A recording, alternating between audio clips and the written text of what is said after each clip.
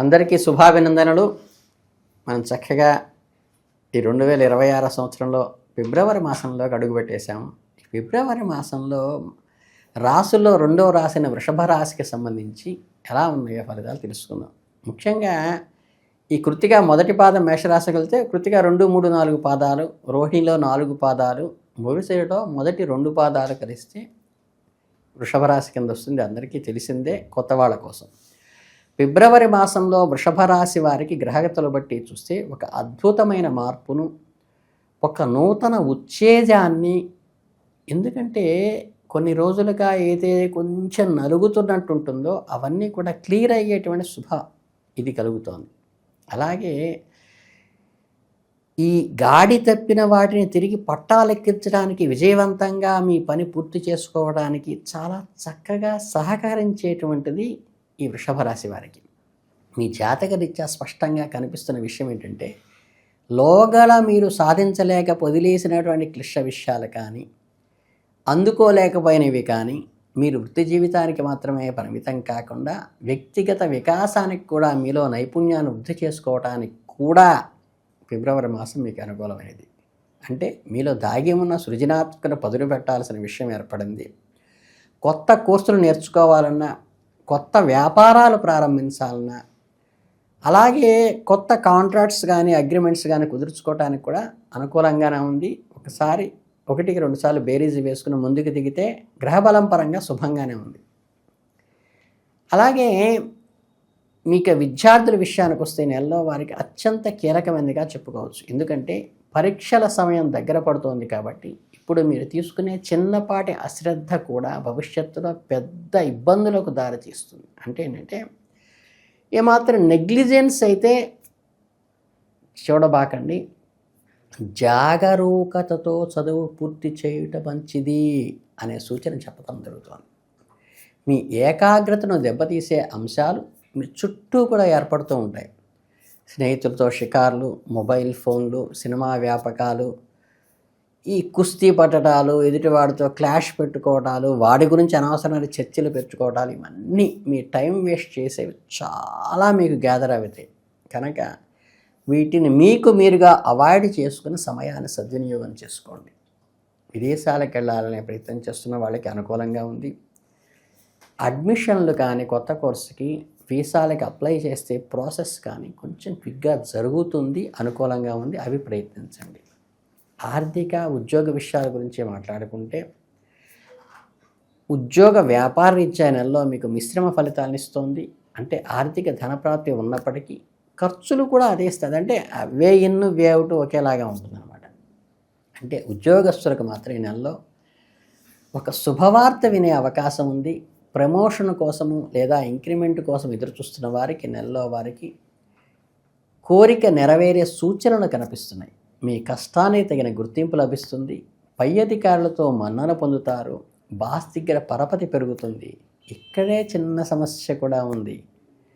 ఏంటంటే, ఒక్కసారి ఈ పరపతి పెరిగినప్పుడు మీ చుట్టూ ఉండేటువంటి అసూయాపరులు పెరిగి మీకు ఇబ్బంది కలిగించే వాతావరణం కలిగిస్తారని జాగ్రత్త ఉంచుకోండి. మీ వెనుక మీ గురించి చాడీలు చెప్పడము, మీ పనిలో తప్పులు వెతకడం వంటివి చేయవచ్చు. కాబట్టి ఆఫీసులో ఎవరితోనూ అతి చనువుగా ఉండకపోవటం మంచిది.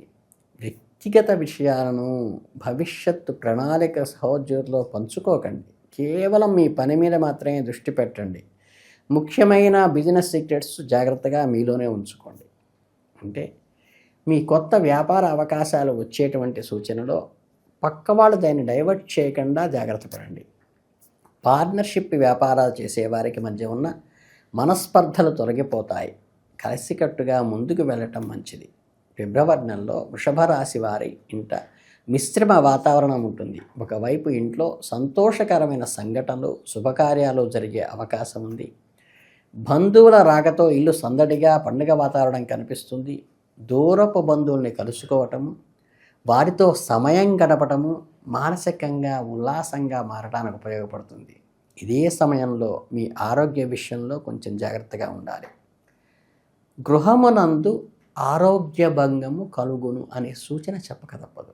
అంటే చిన్నపిల్లల ఆరోగ్యం మిమ్మల్ని ఆందోళనకి గురి చేస్తుంది.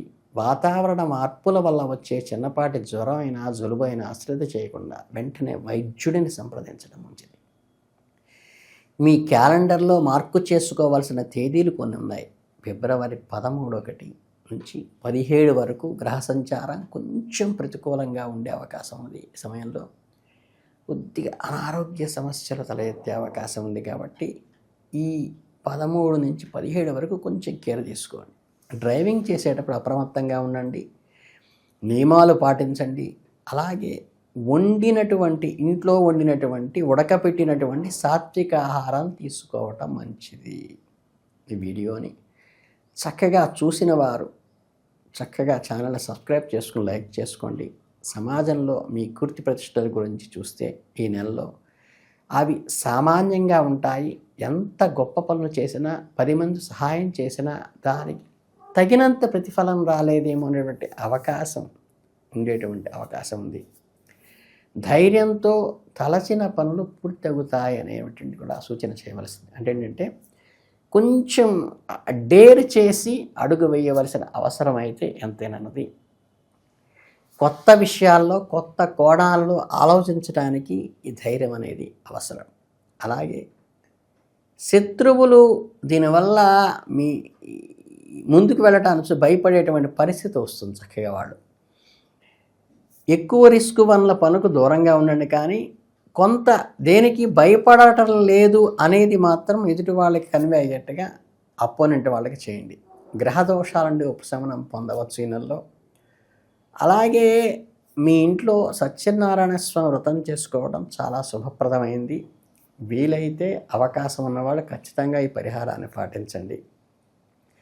వెంకటేశ్వర స్వామి లేదా విష్ణు సంబంధమైన ఆలయాలు, కొండల మీద ఉండే ఆలయాలు దర్శించడం కూడా శుభకాలను కలిగిస్తుంది. అలాగే శివరాత్రి రోజు రుద్రాభిషేకం చేసుకునే అవకాశం ఉంటే అది చేసినప్పటికీ కూడా మీకు చక్కగా మంచి పరిహారం వస్తుంది. ఇది కానీ అది కానీ చేయండి. మీ జాతకరీత్యా లక్ష్మీ నరసింహస్వామి పూజ చేయటం కూడా శత్రు బాధలు, కాంపిటీటర్తో ఉండే స్పిట్ ఏదో ఉంటుందో దాన్ని కంట్రోల్ చేయటానికి నరసింహస్వామి ఆరాధన చేయండి. మీకు ఏదైతే ఉన్నతి కలిగి అసెట్స్ పాజిటివ్ కావడానికి శివ విష్ణు అనుగ్రహాలతో అవి చేసుకోండి. ఇంకా ముఖ్యంగా ఈ రాహుకేతు దోషాలు ఏమన్నా ఉన్నట్లయితే పెళ్లి సంబంధాల్లో ఆటంకాలు వస్తున్నాయనుకునేవాళ్ళు చక్కగా ఈ జంట పాములు ఉండేటువంటి శిలనికి అర్చన చేయటం కానీ అభిషేకం కానీ చేయటం వల్ల కూడా కొంత దోష నివారణ అవుతుంది. కనుక మీరు అందరూ కూడా తప్పనిసరిగా మీకు చక్కగా ఆర్థికంగా బాగుంది, యశస్సు పరంగా బాగుంది, అధికారులతో అనుకూలమైన వాతావరణం ఉంది. కొద్దిగా చెప్పిన డేట్స్లో కొద్దిగా అనారోగ్య సమస్య రాకుండా చూసుకోండి. శివానుగ్రహం, విష్ణు అనుగ్రహం అంటే కొండల్లో ఉన్న స్వామిని దర్శించడం కానీ శివునికి అభిషేకం చేసుకోవడం కానీ చేయండి. శత్రు బాధలు ఉంటే మటుకు నరసింహస్వామికి తప్పనిసరిగా ప్రత్యేకంగా చేసుకోండి. అంతకుమించి మీకు చక్కగా అద్భుతంగా ఈ మాసం జరిగిపోతుంది. ఈ వృషభ రాశి వారికి ఫిబ్రవరి మాసం శుభాభినందనలు తెలియజేసుకుంటూ ధన్యవాదాలు. జై హింద్.